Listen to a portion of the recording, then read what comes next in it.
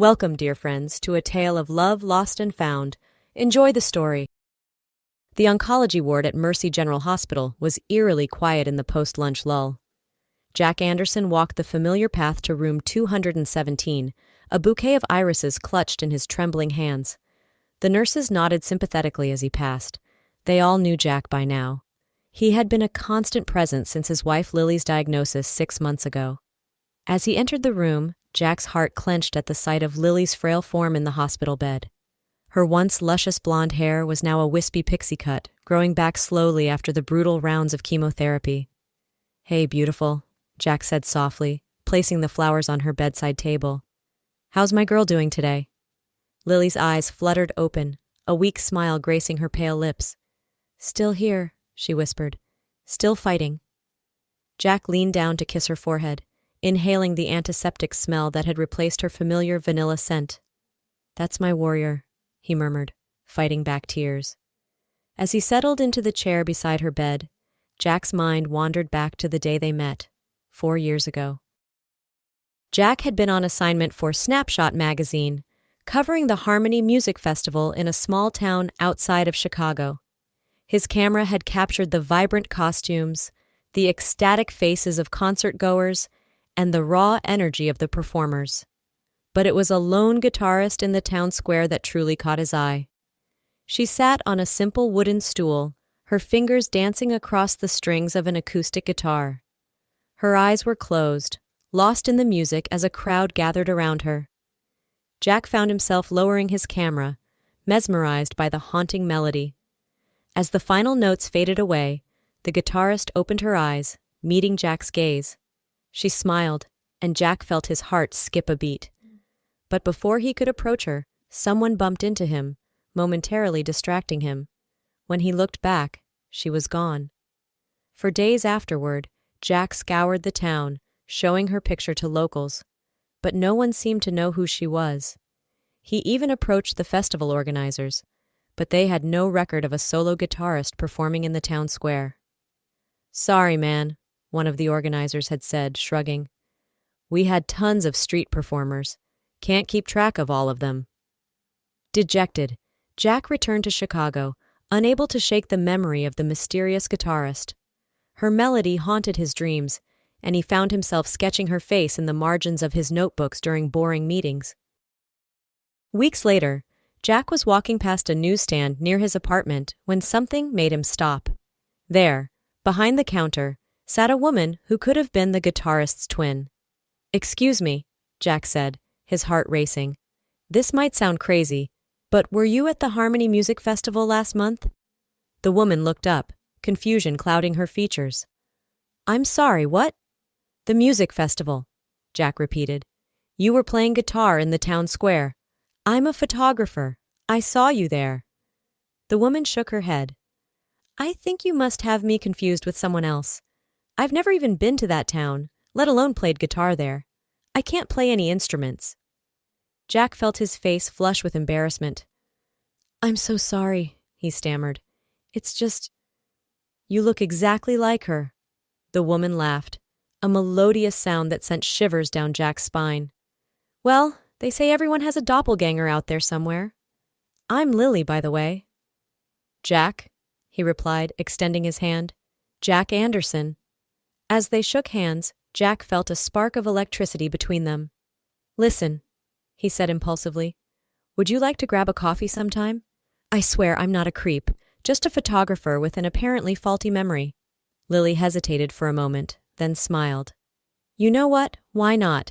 It's not every day a handsome photographer mistakes me for a rock star. But just so you know, if you turn out to be an axe murderer, my friend knows where I am and who I'm with." Jack laughed, relief washing over him. "Deal. I promise to leave my axe collection at home." Little did they know, that chance encounter would change both their lives forever. Jack and Lily's whirlwind romance was the stuff of fairy tales. Their coffee date turned into dinner, which turned into a weekend getaway, and before they knew it, they were inseparable. Jack's photographs took on a new life, infused with the joy and love he felt with Lily by his side. They were married within a year, in a small ceremony in the park where they had shared their first kiss. Lily wore a simple white sundress, her hair adorned with a crown of daisies. Jack couldn't take his eyes off her as she walked down the makeshift aisle, his camera forgotten for once as he committed every detail to memory. Their life together was filled with laughter, adventure, and music. Though Lily couldn't play an instrument, she had a beautiful singing voice, and their tiny apartment was always filled with melody. Jack's photography career soared, with Lily as his muse and biggest supporter. But their happiness was shattered on a crisp autumn morning, just 3 years into their marriage. Lily had been experiencing severe headaches and dizziness for weeks. An MRI revealed the unthinkable: a brain tumor, aggressive and already spreading. The next 6 months were a blur of hospitals, treatments, and tearful nights spent holding each other close. Through it all, Lily's spirit remained unbroken. "You can't get rid of me that easily, Jack Anderson," she'd joke even on her worst days. Now, as Jack sat by her hospital bed, he clung to those moments of levity. He read to her from her favorite books, shared gossip about their friends, and reminisced about their happiest memories together. As night fell, Jack carefully climbed onto the narrow hospital bed, gathering Lily in his arms. She nestled against him, her body so much smaller than it used to be. "Tell me a story," Jack whispered, his voice thick with unshed tears. Lily smiled, her eyes closed. "Once upon a time," she began softly, "there was a photographer who fell in love with a girl he thought was a guitarist." Jack held her close, listening to the story of their love until they both drifted off to sleep. Lily slipped away in the early hours of the morning, Jack's arms still wrapped tightly around her. When the nurses came to check on her, they found him sitting silently by her side, her hand clasped in his. "Mr. Anderson," one of the nurses said gently, touching his shoulder. "I'm so sorry for your loss." Jack looked up, his eyes red-rimmed and hollow. "She's gone," he said, his voice barely above a whisper. "My Lily's gone." The days that followed passed in a haze of grief. Jack went through the motions of planning the funeral, accepting condolences from friends and family, but he felt hollow inside. The world had lost its color, its music. At the cemetery, as they lowered Lily's casket into the ground, Jack felt a part of himself being buried with her. How was he supposed to go on without her? How could he face a future they were supposed to share? "Jack," his best friend Tom said, placing a hand on his shoulder. "You don't have to be strong right now. It's okay to fall apart. We're all here for you." But Jack couldn't fall apart. He couldn't let go. Because letting go meant accepting that Lily was really gone, and he wasn't ready for that. Not yet, maybe not ever. Months passed, and Jack remained trapped in his grief. He couldn't bring himself to pick up his camera, to capture a world that no longer held any beauty for him. His friends tried to coax him out, to help him move on, but Jack retreated further into his solitude. Every Saturday, he made the hour-long train journey to the cemetery, spending hours sitting by Lily's grave. He talked to her, telling her about his week, about the things she was missing. Sometimes he brought his guitar, the one she had bought him for their first anniversary, insisting that at least one of them should be musical, and played the songs she had loved. It was on one of these trips that fate intervened once again. The platform was crowded with weekend travelers, gardeners with their plants, fishermen with their gear, and others like Jack, carrying flowers for departed loved ones. As the train pulled in, there was a mad rush for the doors. Jack noticed a woman with a cane struggling to board. Without thinking, he reached out to help her, supporting her elbow as she stepped onto the train. "Thank you," she said, turning to face him. Jack felt the blood drain from his face. For a moment, he thought he was looking at a ghost. The woman before him was the spitting image of Lily. "Are you all right?" the woman asked, concern etching her features. "You look like you've seen a ghost." Jack blinked rapidly, unable to form words. The woman waved a hand in front of his face. "Hello? Earth to kind stranger?" "I'm sorry," Jack finally managed to stammer. You look exactly like someone I used to know." The woman tilted her head, studying him. "That's a new one. Usually guys just offer to buy me a drink." She extended her hand. "I'm Leah, by the way." "Jack," he replied automatically, shaking her hand. "I'm sorry if I freaked you out. It's just, The resemblance is uncanny. Leah smiled, and Jack felt his heart constrict. It was Lily's smile, down to the tiny dimple in her left cheek. "Well, Jack," Leah said, "since you've already swept me off my feet, quite literally, why don't you join me for the ride? I could use the company, and you look like you could use a distraction." Against his better judgment, Jack found himself nodding. As they found seats and the train lurched into motion, he couldn't shake the feeling that his life was about to change once again. During the train ride, Jack learned that Leah was a professional cellist, though she often played guitar at festivals and local events. The similarity to the guitarist he'd seen years ago was too much to be a coincidence. "Leah," Jack said hesitantly, "this is going to sound crazy, but were you by any chance at the Harmony Music Festival about 4 years ago?" Leah's eyes widened. "Yes, I was. I remember because it was one of my first big gigs after graduating from Juilliard. How did you know?" Jack's heart raced. "I was there too. I'm a photographer. I was covering the event for a magazine. I saw you playing in the town square, but when I tried to find you later, you'd vanished." Leah laughed. "Oh my God, I remember that day. I had to rush off because my cello teacher had surprise tickets to the symphony. I always regretted not sticking around longer." As they talked, Jack felt a mix of emotions swirling inside him: confusion, excitement, and an overwhelming sense of guilt. How could he be enjoying a conversation with this woman who looked so much like his late wife? When they reached the cemetery stop, Jack hesitated. "Listen, Leah, there's something I need to show you. Would you mind coming with me for a moment?" Leah looked uncertain, but something in Jack's expression must have convinced her. "All right," she said. "Lead the way." As they walked through the cemetery, Leah's cane tapping softly on the path, Jack's mind raced. How was he going to explain this? Would she think he was crazy? Finally, they reached Lily's grave. Jack stood silently, watching as Leah read the inscription on the headstone. Her eyes widened as she took in the photograph. That's me," she whispered, staring at the image of Lily. "But it's not me. How is this possible?" Jack nodded solemnly. "This is my wife, Lily. She passed away 6 months ago." Leah turned to him, her eyes wide with shock. "But how? We could be twins." Jack recounted the story of how he'd met Lily, thinking she was the guitarist from the festival. As he spoke, a terrible suspicion began to form in his mind. "Leah," he asked gently, "what do you know about your birth parents?" Leah shook her head. "Nothing, really. I was raised by my grandmother. She never talked about my parents, and I always got the feeling it was a painful subject for her." Jack took a deep breath. I think you and Lily might have been twins, separated at birth." The color drained from Leah's face. That's impossible, isn't it?" But as they stood there comparing notes on their lives, the similarities became too numerous to ignore.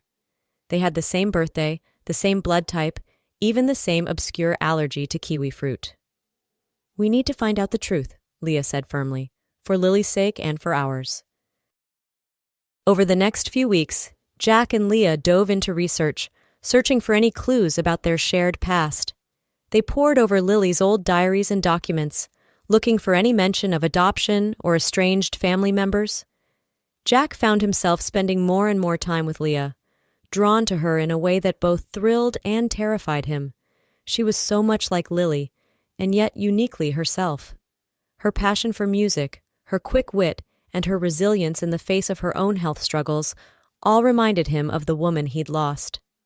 Finally, they found a lead, an address scribbled in the back of one of Lily's old notebooks.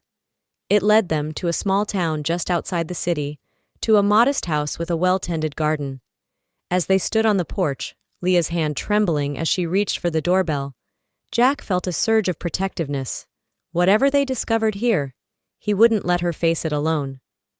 An elderly woman answered the door, her eyes widening in shock as she saw Leah. "Lily?" she gasped. "Is it really you?" Jack stepped forward. "Ma'am, I'm Jack Anderson. This is Leah. We have some questions about Lily." The woman, who introduced herself as Martha Evans, invited them inside. As they sat in her cozy living room, surrounded by photos of Lily throughout the years, Martha's story spilled out. She had given birth to twins, but the delivery had been complicated. When she woke up, she was told that only one baby had survived. The other, she was told, had been stillborn. "But now, seeing you," Martha said, tears streaming down her face as she looked at Leah, "I know the truth. That witch of a nurse, she must have stolen you." As the full story emerged, of a desperate nurse who couldn't have children of her own, of a young mother too sedated to know she'd had twins, Jack and Leah sat in stunned silence. "All these years," Martha sobbed, "I thought I'd lost you. And then Lily, my sweet Lily, she left too. We had a terrible fight when she wanted to move to the city. I said such awful things." Leah reached out, taking Martha's hand in hers. "It's not too late," she said softly. "We can't change the past, but we can build a future, together." The revelation of Leah and Lily's true relationship sent shockwaves through all their lives.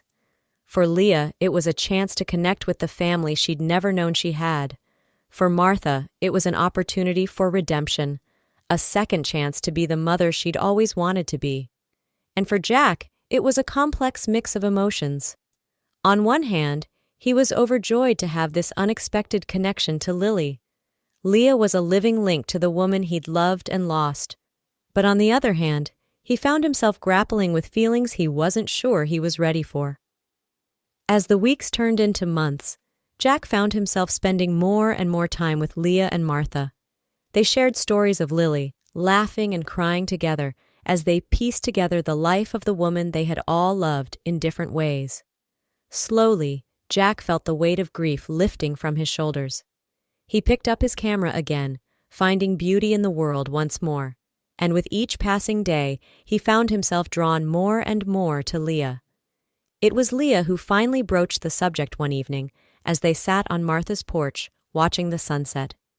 "Jack," she said softly, "I need to know. What are we doing here?" Jack turned to her, his heart pounding. "What do you mean?" Leah sighed, her eyes meeting his. "This connection between us. Is it just because I remind you of Lily? Or is there something more?" Jack was silent for a long moment, gathering his thoughts. "At first," he admitted, "I think it was about Lily. You were this incredible link to her, a part of her I never knew existed. But now—" He reached out, taking Leah's hand in his. "Now, I see you, Leah, your strength, your kindness, your passion for music. You're so much like Lily in some ways, but you're also entirely your own person, and I think I'm falling in love with you." Leah's eyes filled with tears. "Oh, Jack, I've been falling for you too, but I've been so afraid that I'm just a replacement for Lily, afraid that we're betraying her memory somehow." Jack shook his head. "No, we're not betraying her. Lily always said she wanted me to be happy no matter what, and I think she led me to you, one last gift from beyond." As they leaned in for their first kiss, a warm breeze rustled the leaves around them, and for a moment, Jack could have sworn he heard the faint strains of a guitar, playing a familiar, haunting melody. The next year was a whirlwind of change and growth for Jack, Leah, and Martha.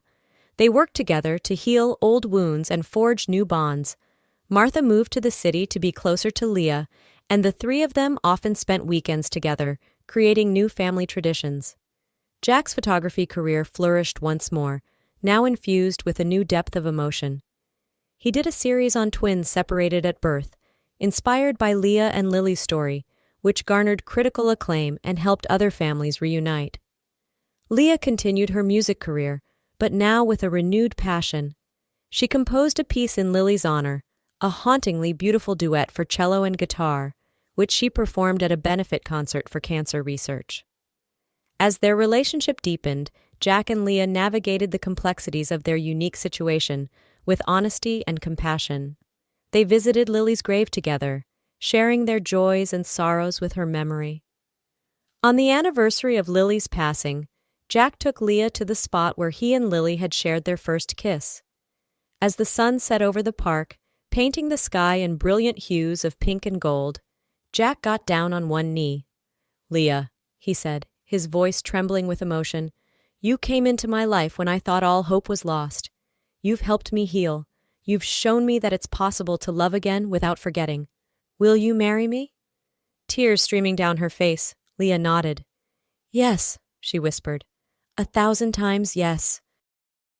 2 years later, Jack and Leah stood hand in hand in the same cemetery where their journey had begun. But this time, they weren't alone. Martha stood beside them, beaming with pride, as a justice of the peace pronounced them husband and wife. As they turned to face their gathered friends and family, Jack caught sight of a familiar face in the crowd. It was the nurse from the oncology ward, the one who had been so kind during Lily's final days. She smiled at him, giving a small nod of approval. And as Jack looked around at the life he had now, a life full of love, music, and second chances, he sent a silent thank you to Lily, wherever she might be. For he knew that without her love, without her loss, he never would have found this unexpected happiness. And as Leah squeezed his hand, her eyes shining with love, Jack knew that their story was far from over. It was, in fact, just beginning. That evening, at their reception, Leah surprised Jack with a special performance. She had rearranged Lily's favorite song for cello, infusing it with her own style while honoring its original beauty. As she played, Jack felt as if the past and present were merging, creating a new harmony that honored all they had lost and all they had gained. Martha joined them on the dance floor, her eyes misty with happy tears. "My girls," she said, embracing them both. "Lily would be so proud of you both." As the night wore on, Jack found a quiet moment to slip away. He stood on the balcony, looking up at the star-filled sky. "Thank you, Lily," he whispered, "for everything. I'll always love you, and I promise to cherish the gift you've given us." A shooting star streaked across the sky, and Jack smiled. He returned to the party, to Leah, to their new life together. The melody of their love story continued, richer and more complex than ever before, a testament to the enduring power of love in all its forms.